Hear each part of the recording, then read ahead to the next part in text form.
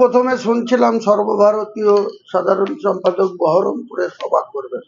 এখন শুনছি এখানকার জেলার সাংগঠনিক নেতারা তাকে টেনে বুথ লেভেলের নেতা বানাবার চেষ্টা করছে।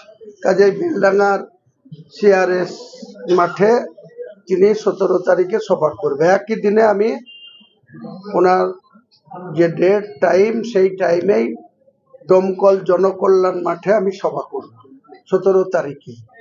সেখানে আপনারা বিচার করবেন যে সর্বভারতীয় নেতার সবাই কতটা লোক, আর হুমায়ুন কবির সাসপেন্ড হওয়া বিধায়ক তার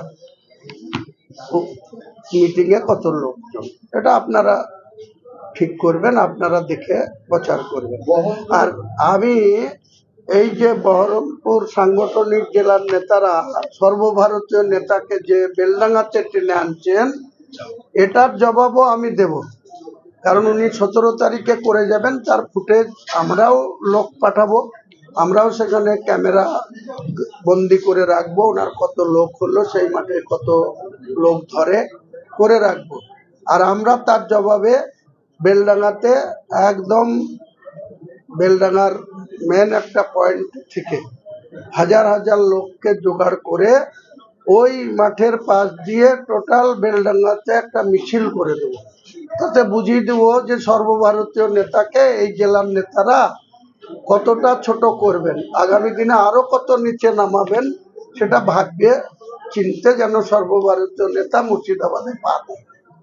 বহরমপুরের সভা থেকে হঠাৎ চেঞ্জ করে বেলডাঙ্গার সভা হলে হুমায়ুন কবির কি চ্যালেঞ্জ? ও তো তাছাড়া আর কি, এটা হুমায়ুন কবিরের যে সমস্ত কার্যকলাপ দেখছেন, এতে তো আজকে নাহলে হঠাৎ করে কোনোদিন দেখেছেন যে নির্বাচনের টাইমে এটা সবাই আসে না, মেন জেলার একটা সভাতে আসে, কোনো একটা বিধানসভায় আসে।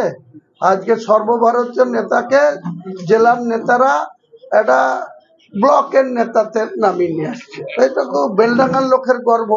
আজকে যেমন ভরতপুর বিধানসভাকে গোটা বিশ্বের লোক দেখছে, জানছে হুমায়ুন কবির ভরতপুরের বিধায়ক। আগামী দিনে বেলডাঙ্গা রেজিনগরের বিধায়ক হবে, তখন গোটা বিশ্ব দেখবে যে অল ইন্ডিয়া পার্টিকে কিভাবে মুখ থোপড়া করে দিয়ে হুমায়ুন কবির দুটো সিট জিতে বেরিয়ে গেল।